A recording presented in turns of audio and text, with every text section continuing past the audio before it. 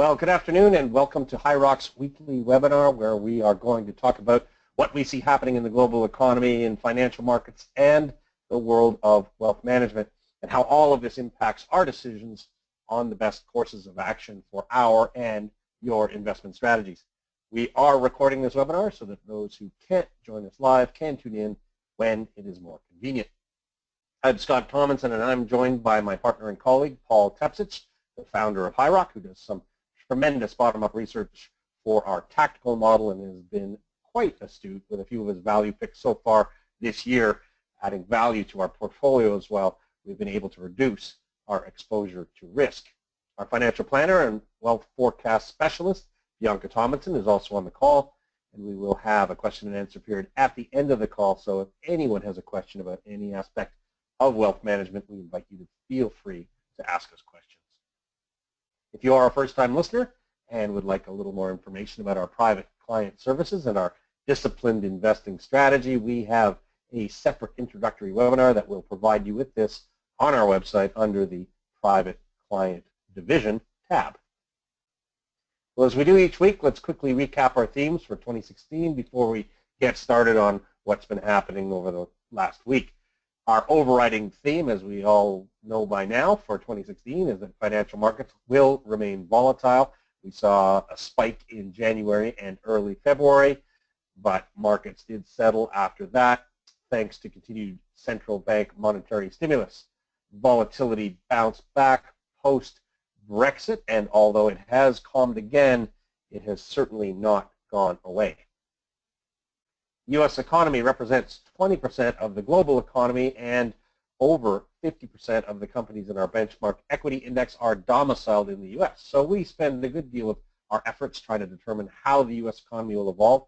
A heightened level of uncertainty hanging over the global economy at the moment has increased the chances of a global recession, and that could well be a catalyst that drags the U.S. economy down with it. Low inflation and deflationary pressures will continue until economic growth can return, and stimulative central bank monetary policy on its own has not succeeded in reigniting economic growth. Geopolitical uncertainty has taken center stage. The fallout from the Brexit referendum and the rise of populism in the developed nations, and especially the United States, will hang over economic decision-making. The U.S. conventions, the latest terror attacks, and the coup attempt in Turkey can all be added to that growing list. There has been a flight of capital into safe government bonds, and bond yields hit new record lows before bouncing higher. However, as uncertainty looms, bond markets will indicate what is to come. Equity market prices fell initially and then bounced back following Brexit, comforted by the greater possibility of more central bank monetary policy stimulus to combat the impact of additional volatility.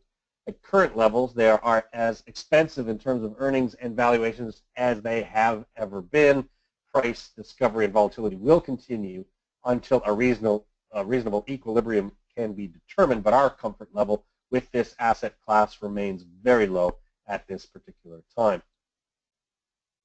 With no clear economic direction, businesses will tend to postpone investment decisions and consumers will postpone spending decisions until they can get a better sense of what to expect in the future. We are in a time when the risk-free rate of return is close to 0%, which means that to get the higher returns that they want, investors are taking on more risk, likely more than what is wise. We think that this makes for a dangerous situation for investing and that caution should indeed be the order of the day. Okay, let's have a look at what's been driving markets over the last week.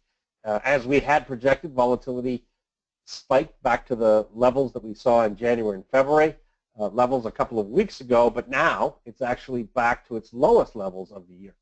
Makes my stomach churn. Currently, we are well below the long-term average and back to 2014 lows, which happen to be similar to the 2007 lows, which is a bit of an eerie calm as far as I'm concerned. The Fear and Greed Index moved up to nosebleed territory into the 90s before slipping back a little bit today, but still in the extreme greed category. The last time that happened was 2014, and what happened after that? Well, whoosh, down came everybody's greed level. Since our last webinar, our benchmark World Equity Index is basically unchanged and up about 3% now on the year. Japan's Nikkei 225 index was the best performer over the course of the last week. China's Shanghai Composite was the worst performer. The Canadian TSX, still the best performing country index in the developed world this year. China's Shanghai Composite has been the worst performing index, taking over from Japan's Nikkei 225. Buyers are still testing the longer-term downtrend upper band of our benchmark all country world index as stock markets have rallied. Volume, however, remains light. Now, the one-year total return has been a negative 2.66%. The three-year annualized total return of 5.48%, and the five-year return at 6.28%. And if you combine the equity and bond indices into a balanced scenario, the one-year total return has been flat for a 60% and 40%, 6% equity and 40% bond index combination. It's been a positive 532 over 3 years and 559 over 5 years. For a less risk-oriented 40% equity and 60% bond combination, the one-year total return has been a positive 1.4%, 524 for 3 years, and 525 for 5 years. Now, when you're comparing the return on your portfolio for an apples-to-apples comparison, don't forget to subtract any fees and embedded MER costs from those benchmark returns. Now, all of our clients receive their quarterly reports for the second quarter of 2016, along with this table of benchmark returns for comparison purposes. You should all be quite comfortable with your performance relative to the performance of the benchmarks, but if you would like to discuss it in greater detail, please make sure that you get in touch with us. We are always happy to take your calls and emails. Well, it was a bit of a mixed bag for fixed income over the week as government bonds lost a little ground. More on that a little later in our program today. Oil was somewhat lower this week as well. In fact, oil is testing the lower band of its recent uptrend channel. Bloomberg Commodity Index continues its new uptrend, but it is also off its recent highs. Well, the broad-end diversified benchmark equity index, ACWI, all country world index that we gauge the performance of our model and portfolio performance, covers close to 2,500 companies domiciled in 23 developed countries and 23 developing countries. As a result, we watch closely how the key component countries' economies are evolving. However, it is also important to remember that many of these companies have a global perspective, so we also need to keep in mind that it is the companies that we are investing in, not necessarily the countries. With over 50% of the companies in our benchmark domiciled in the U.S., we keep a close eye on what is happening there. And first to the political stage, which is now heating up with the Republican convention this week and the Democratic convention next week. The latest polls find that Clinton's lead has narrowed. In June, at their meeting, the Federal Open Market Committee members lowered their expectations for future interest rate increases from their March expectations.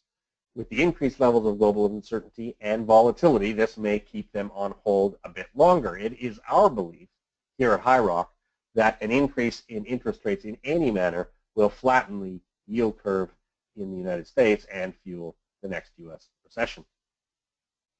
For the second quarter, GDP expectations are at 2.4% as of today.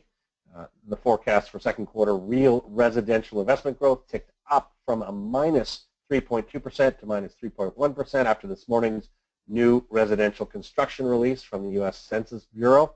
Last Friday, retail sales data pushed consumer spending up slightly.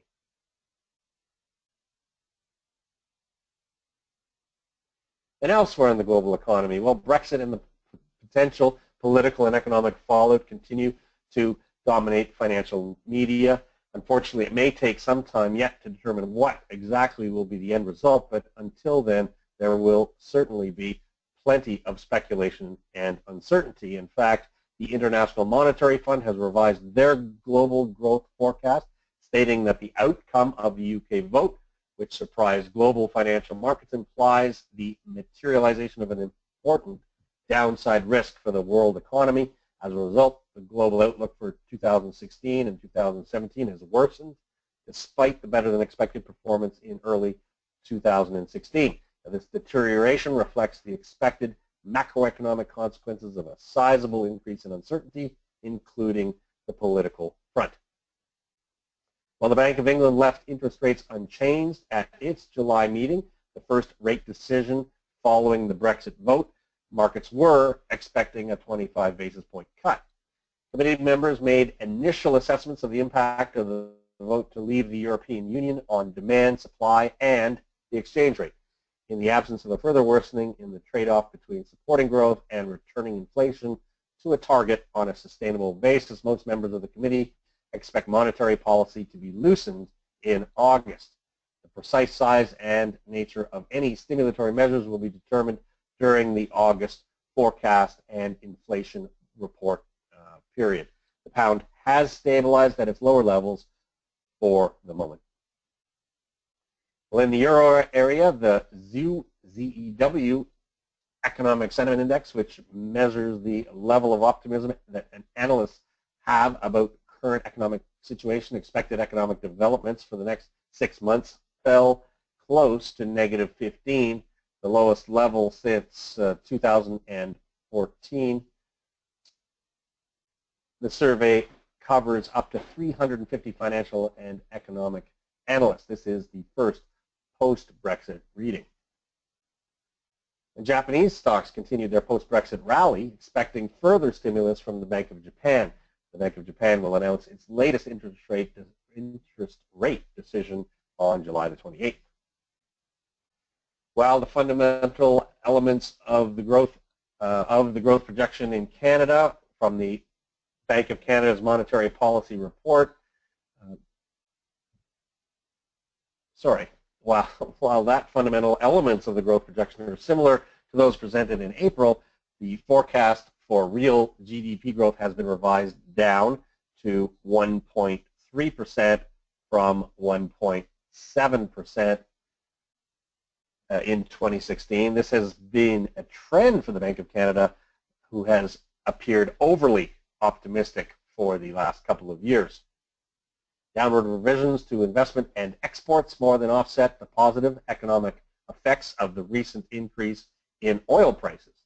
The output gap is expected to close somewhat later than the forecast in April, toward the end of 2017 now. The bank expects inflation to average close to 2% through 2017 as that output gap narrows. The Bank of Canada kept the bank rate unchanged last week. Well, also in Canada, new investment industry regulations went into effect on July 15th. Investment firms will have to provide personalized accountings of both your investment returns and the dollar amount of fees received in connection with your account. CRM stands for the Client Relationship Model.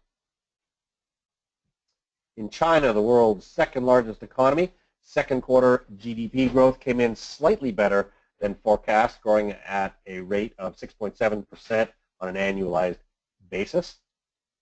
But the Chinese yuan continues to hover at its lowest levels in some time.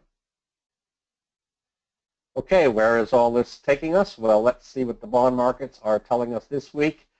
In a new twist, we are going to show each yield curve separately to give you all a little bit more clarity. In the U.S., 6-month and 10-year yields increased by 5 basis points. Better U.S. economic data and an increased probability of a Fed rate increase in September were the catalysts. Remember, even though the Fed wants to normalize interest rates, We do not think that they will raise rates anytime soon, because if they do, a recession will likely follow. In the UK, short yields are lower, with expectations of a rate cut by the Bank of England in August. German yields are now only negative out to 10 years, as it is expected that, like the Bank of England, the ECB will wait to add further stimulus. Japanese yields followed German yields higher, but are still below zero beyond 15 years. And the Bank of Canada did not cut rates, so the yield curve adjusted back to slightly higher short-term yields. The 10-year is still hovering about around that 1% area. And as for equity markets, well, it is earnings season, and we are beginning to see second quarter results. As we discussed last week, historically, companies like to underestimate earnings in order to show a positive surprise, which beats expectations. Now, the 4-year average beat is 68%.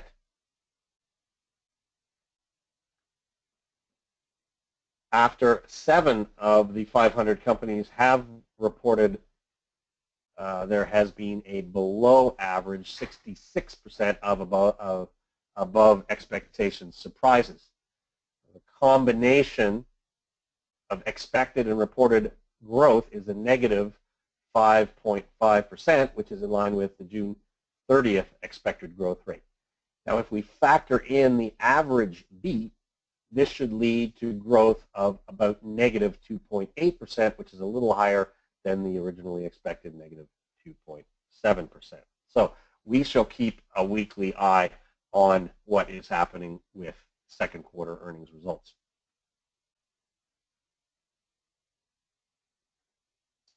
Well, why are earnings important? Well, investors buy stocks. They buy a stream of future earnings, which go to pay dividends or are reinvested in the company. The price to earnings ratio represents a metric to measure the stock prices relative to earnings. Now, the 10-year average price to earnings ratio is 14.3 times. The 12-month forward price to earnings ratio is currently at an expensive 17.1 times. That difference makes stocks expensive. More importantly, earnings have not increased since 2014, but share prices are up by some 10% over the same period. We think that makes current share prices very expensive, and a reason that we do think it is reasonable to be underweight in our exposure to this asset class. Even the backward-looking trailing 12-month price to earnings ratio is well above its 10 and even 15-year averages. Now, corporate share buybacks have continued to drive share prices higher. In fact, in the first quarter of 2016, a new record was set with, which is a new high since pre-recession levels in 2007. Further, as share buybacks increased, outstanding shares declined, which further inflates earnings per share data, making share prices even more expensive on a relative basis. So what does it all mean? Well, once again, I repeat our mantra. For well over a year now, we have taken a cautious and defensive posture to investing, and it has been fortuitous for our clients and for ourselves. Remember that we are investing in the exact same models and securities as our clients do. We remain defensive because we see few, if any, good buying opportunities at the moment. We monitor a great many metrics that help us to determine where there might be some value, but until we are convinced that there is value, we will remain cautious. With increased levels of uncertainty arising from the Brexit referendum, we are in no hurry to take added risk unless we see reasonable opportunity. Others may be willing to take on greater risk. We are not. Cash and cash equivalents have been and continue to be important defensive assets, so we are still carrying greater than normal cash balances in our models. If we can attain better than benchmark returns, having more cash and less exposure to risk, we are therefore attaining the best risk-adjusted returns. Remember that the core of most client portfolios is a long-term strategy based on your personal wealth forecast, goals, risk tolerance, and time horizons. However, the ongoing research and analysis that we do at HighRock will dictate the minor adjustments in short-term strategy that we make in our models, which we believe add value to the long-term performance. Well, on BNN's market call back in May, Paul identified 3 top picks for our models. Paul, any comments or any other things that you've been watching that you want to enlighten our clients on? Thanks, Scott. We did a few trades in the tactical model over the past week or so. We shifted out of one stock and into a bond of the same company. That was a rather strategic move. We added a new position as well last week. So a couple changes, but otherwise I'm working on 2 new positions as well, doing some work on them, some research. But that's all I have to add right now. Excellent. Well, thank you for that update.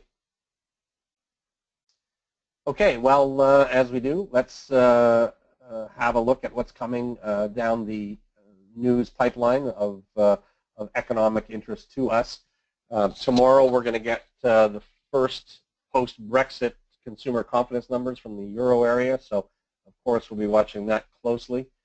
Then the following day we're going to see the European Central Bank's interest rate decision, again, post-Brexit, so that'll be watched very closely. Also, at the end of this week and into the weekend is the G20 finance minister and central bank governor meeting. Will be obviously post-Brexit, so I imagine that will be a fairly key topic.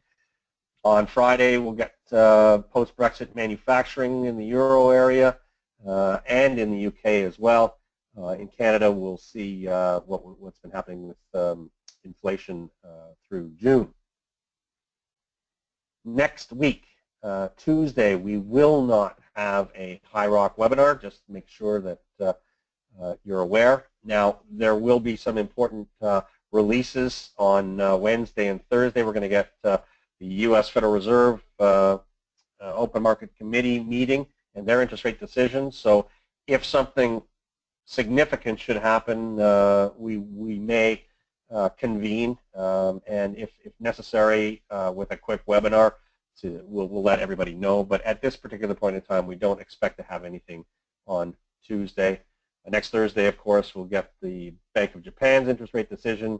The following Monday is the civic holiday in Canada, but on the Tuesday after that, we will be back for another HighRock webinar. So just again, a reminder, no HighRock webinar for 2 weeks. Okay, well, that's it for today's discussion.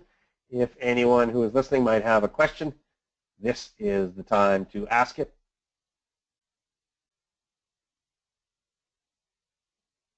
No questions today. Well, if anybody ever has a question and wishes to email us, we are certainly more than happy to get your feedback, get your opinions, tell us what you want to hear that we're not maybe covering. Any communication is always good communication as far as we're concerned. But as always, thank you so much for taking the time to tune in. Have a great couple of weeks and a great long weekend on August 1st. Don't forget to tune in 2 Tuesdays from now. But until then, this is Scott Tomlinson signing off.